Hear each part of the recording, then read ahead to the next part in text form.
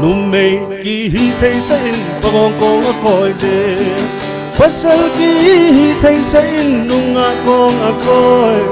num mei ki hi thei sa in pagong kong a koi je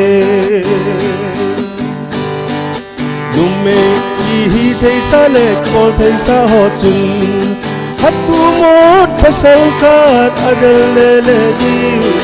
hatu một parang chu thing chunga kalbing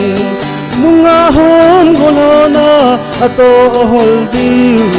bal jong leo chun na hol pha de lo di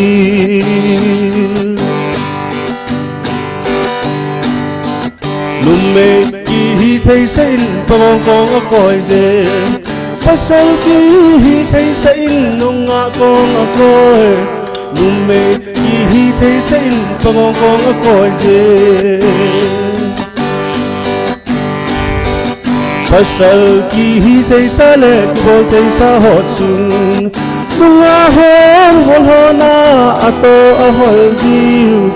amma jong su thing chung khat na kal ding akal na thing chung a nim cha hi ding a hol pong le wa gol hona a hol di